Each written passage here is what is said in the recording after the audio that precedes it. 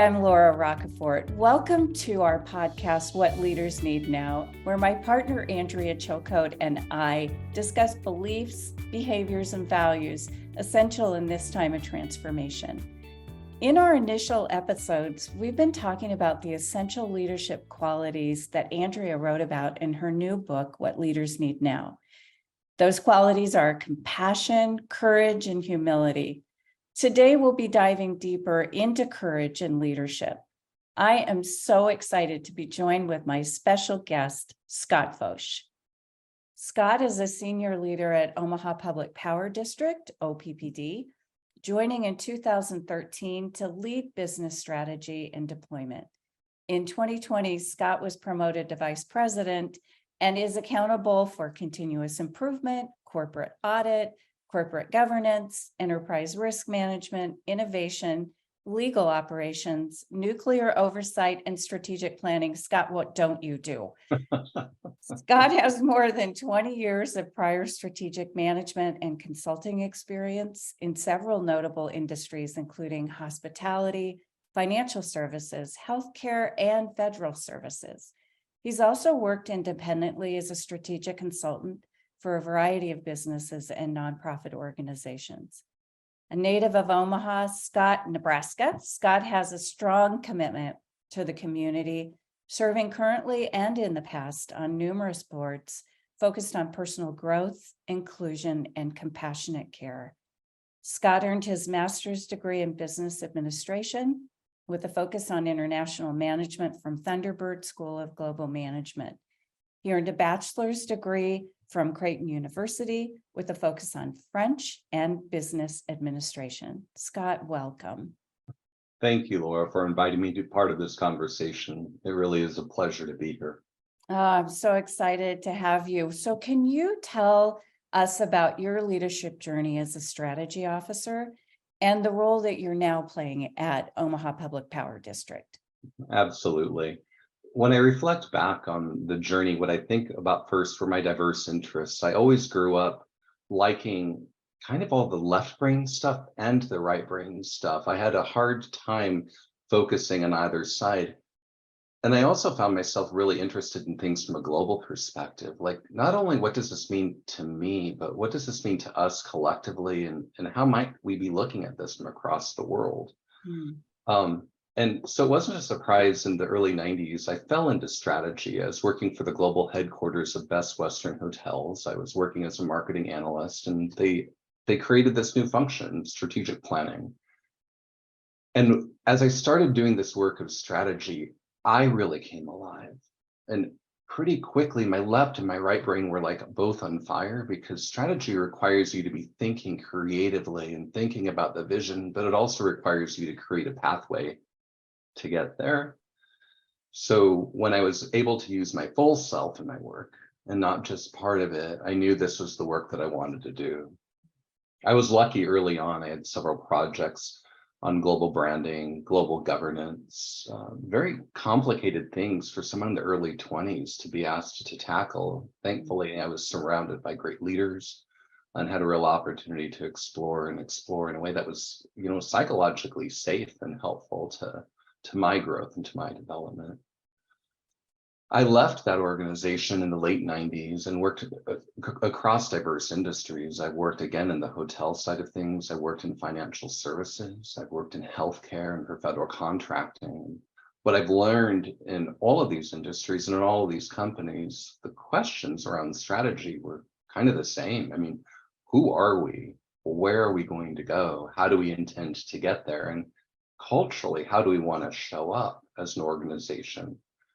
Those important questions really do ultimately shape what strategy is all about. Now to the question at hand about OPPD, how did I end up there? I was facilitating leadership development in a program called Bringing Spirit to Leadership. It was a wonderful program, and really it was asking participants to be thinking about the year 2040. And asking participants, when you think about the biggest vision you can hold for the year 2040, are you showing up today with integrity and intention to create the future that you can imagine? members of OPPD's senior leadership team were part of the program, and I came to know and really respect what the organization was all about. It's probably about 5 years later, when they were looking for somebody to help them with strategic planning, that they reached out to me. And I was really excited about what they were talking about and thinking about what I might be able to bring to what they were trying to accomplish. You know, OPPD is a mission-driven organization, has so many inspired leaders, and I've been there for 10 years now, which, well, it'll be 10 years in September anyway, and it's longer than I've been at any place, and I imagine I'll have at least 10 more years there. The topic of our podcast today is courage. It's the second essential quality that Andrea writes about in her book, What Leaders Need Now. Scott, when you hear the word courage in a leadership context, what's the first thing that comes to mind, and how do you define leadership courage? What a thought-provoking question. I want to say that I love this book and what a gift the book is to the world. The message is clear. And actually, the book does a good job of defining what I think courage is in this sense well. It talks about avoid, endure, and transform, and that the courageous choices will always involve transformation. That has been my experience. I studied French, as you'd mentioned earlier, and there's an expression, sois courageux, which means really to be courageous, as it talks about in this book as well, to speak one's mind by telling all of one's heart. That's much more easily said than done. And when the French say it, it sounds, pretty good as well. I would like to bring one person into it, and the book makes point to this as well, although the person who influenced my thinking around this is Marianne Williamson. In her book, Return to Love, she really talks about there's this dichotomy that exists for all of us, and really the two choices are between love and fear. And I think leadership courage is really choosing love. There is love in every moment, and each of us has an opportunity to really shine light, to help people move forward through uncertainty and ambiguity, to letting them know we care about them, that we empathize with their concerns, and we, by shining our light, by finding love, by choosing love, can encourage them to keep moving forward. It's about keeping that forward motion going. And so we get to choose love. And I'd say let's do that even when, and perhaps most importantly, when things are the most challenging. When you think about that, especially as you think about what love means in leadership, how does that show up? What do you think we're doing when we're expressing love? First of all, I believe we have an obligation to make a fundamental assumption that people want to come in and make a difference, a positive impact on whatever it is that they're doing. As a leader, it can be a little bit challenging sometimes, especially if somebody is veering away from the path that you can see clearly. At that moment, I'm able to pause. I'm able to say, okay, this person is bringing forward their best and their positive intent. What is that? Do I have something to learn from that?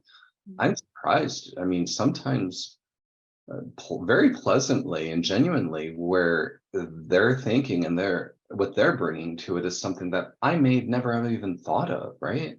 And as a result of paying attention and really honoring the individual and where they are and listening to them, being present, it may influence the way that we're moving forward, the full outcome of where it is that we're going and why we're going there. And at the same time, I'm sorry, Laura. No, go ahead. Well, and at the same time, I think sometimes they might not have the information that they need. And what obligation do I have to bring that into their consideration and then allow them to process that and to think about that? And then maybe they kind of realign more with what I'm thinking, or, like I say, I need to be open to the possibility that I don't know everything. I'm grateful for that. I don't have that burden.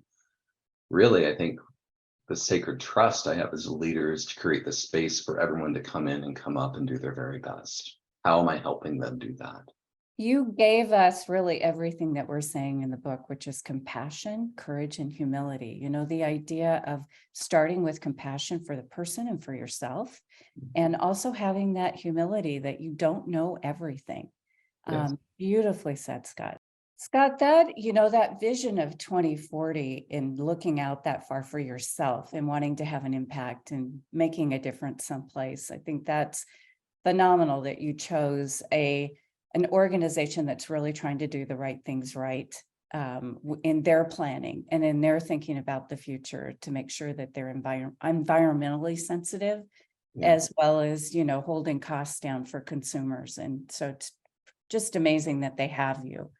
You and I have known each other for 15 years, maybe even longer, and you were responsible for me getting my first client when I started my business, which sparked my leadership courage. And it seems to me that you've always been someone who shows leadership courage. You're open about being a gay male senior executive. You live principles of openness, honesty, and integrity. And you lead important and sometimes difficult conversations that make each of us and our organizations better.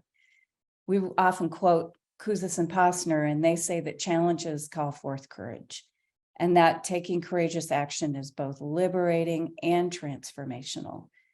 Can you tell us one of your leadership challenges that called forth courageous action and how that informed and transformed how you lead today?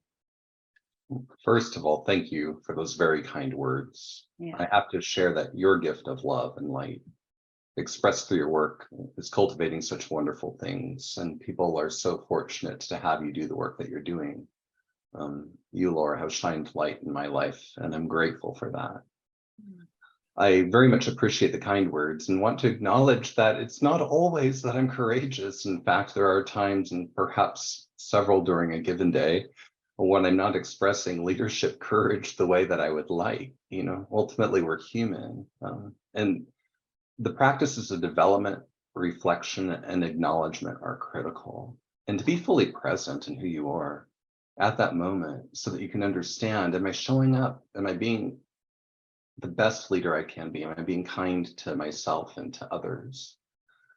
I've been fortunate throughout my career, I think, to have many examples of many good leaders. And I don't think that I could show up the way that I do had it not been for those leaders who showed me such strong examples of what courageous leadership is. I'd mentioned earlier the global headquarters of Best Western Hotels, and I had a leader by the name of Janice, who was incredible.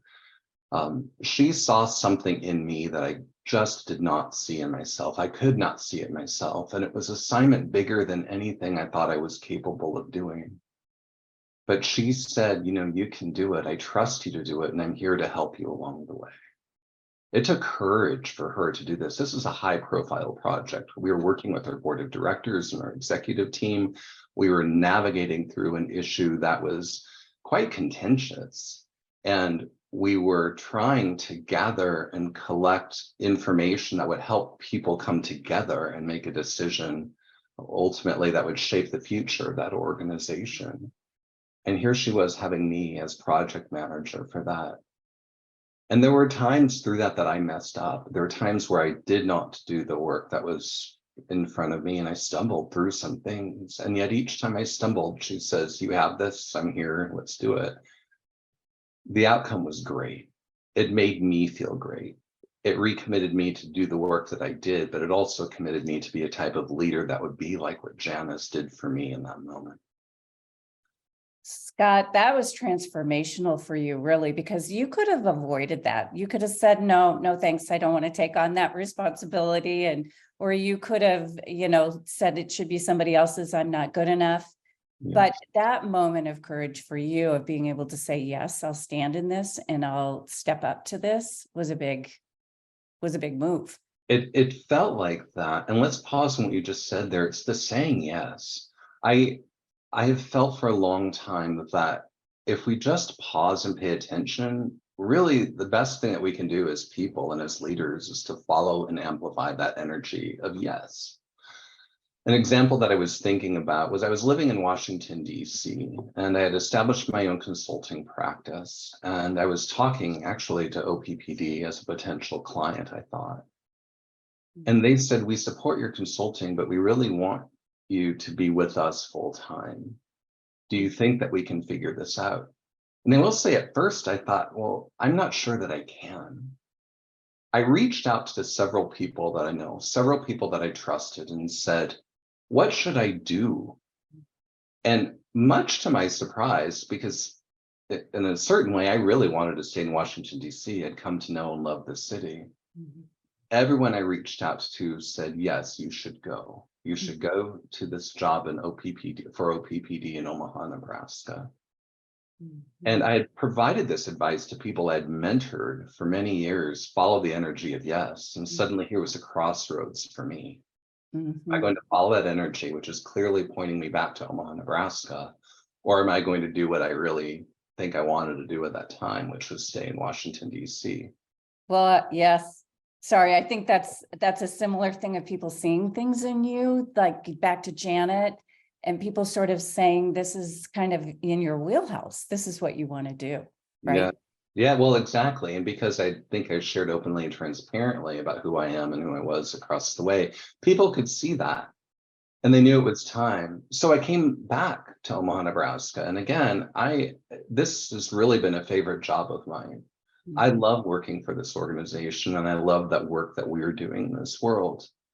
Also, though, I will say on a personal basis, what happened was I'd come back and my mother was diagnosed with breast cancer. And I'm pleased to report that she's doing fine and well.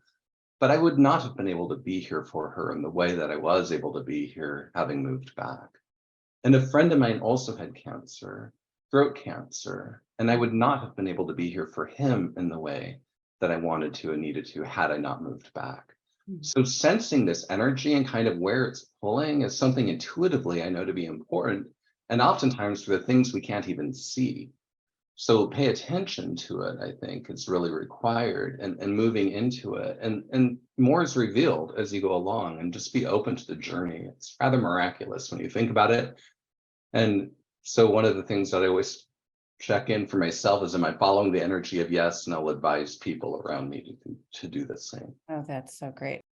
In her book, What Leaders Need Now, Andrea talks about being able to speak honestly about who we are and share our feelings and experience. And that's highlighted as an essential element in everything from high trust teams to inclusive workplaces.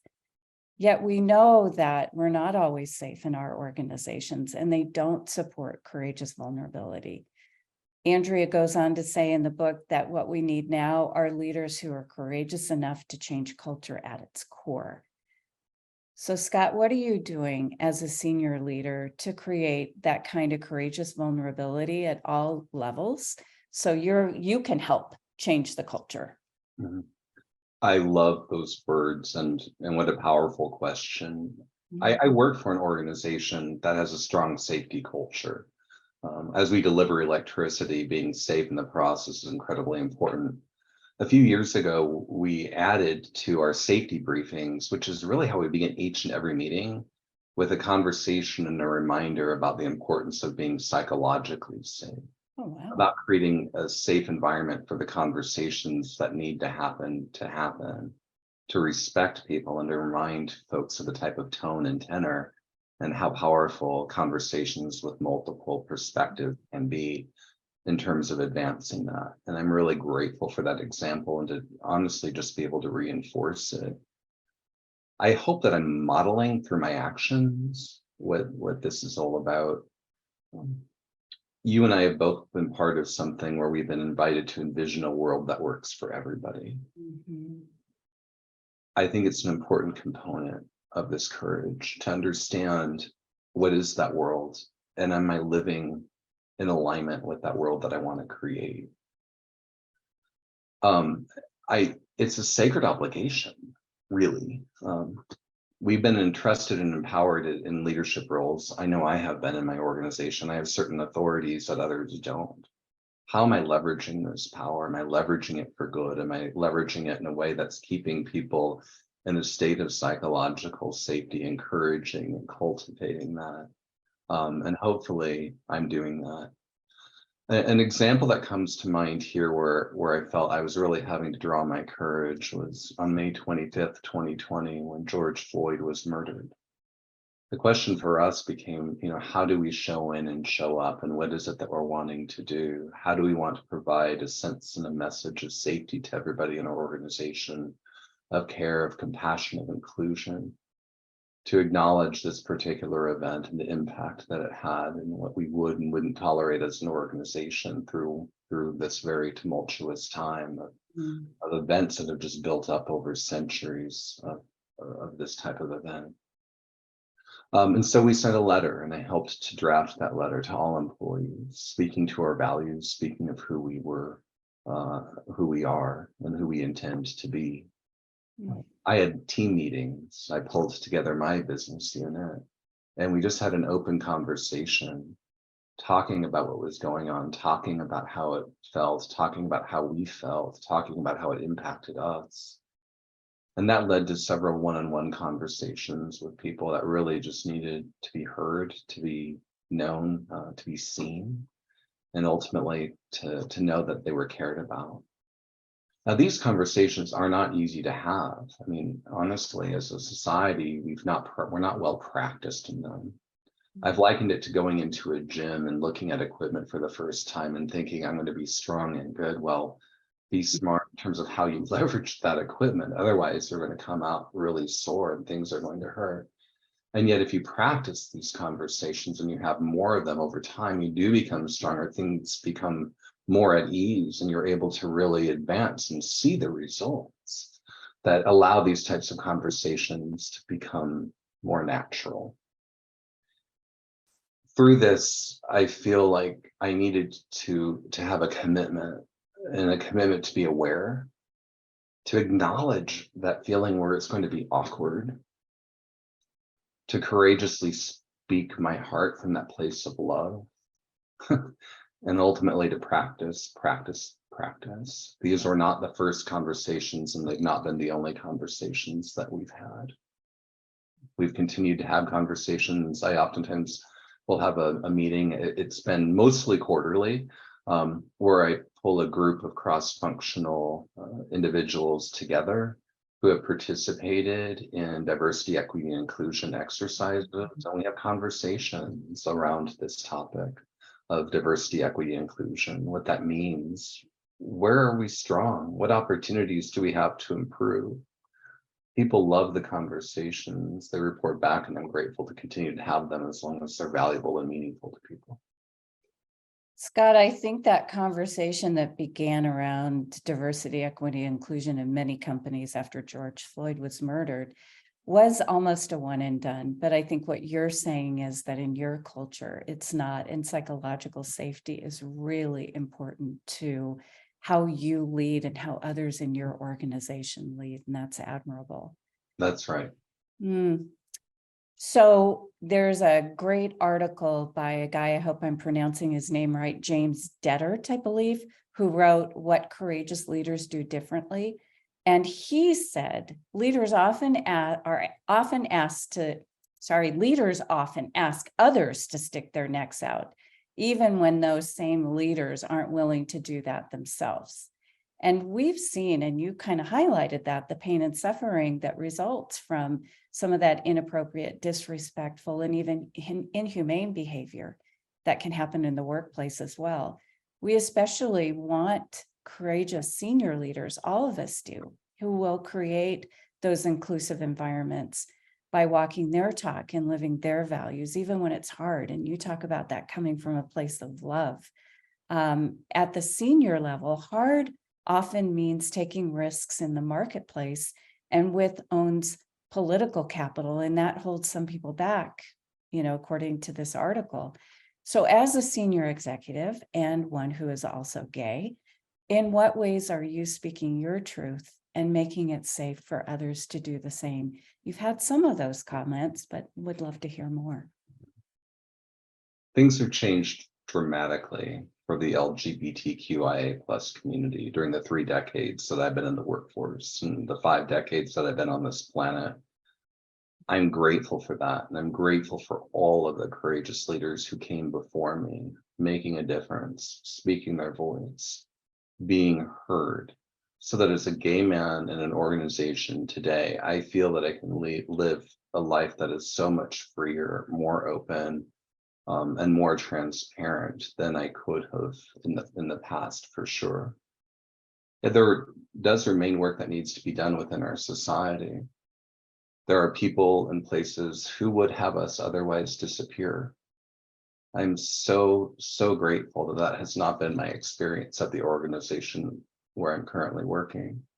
OPBD has embraced me. They've embraced me for who I am. And as a result, I'm able to really amplify, I think, in a meaningful way, diversity, equity, and inclusion, to stand in, stand up, and to be seen. I'm guided by the belief that each of us are here, that I'm here, to summon my courage, to make a positive difference to humanity from wherever I am. And I mentioned earlier, what's the greatest vision I can hold for the world and for my country, for my community, my company, my team, myself. And I ask myself, am I living courageously and with integrity? Some opportunities I've had at OPPD, for example, is raising the pride flag. It signals to people that we honor you and we invite you to bring your best self to work each and every day. And we've launched, and I'm the executive sponsor for OPPD Pride ERG.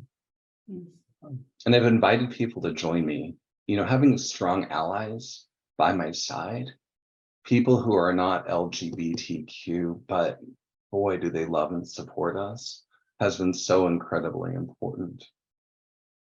And through these conversations and these setups, we've had courageous conversations and clarify, really collectively who we are and who we want to be and the type of impact we want to make, again, both inside and outside of our organization.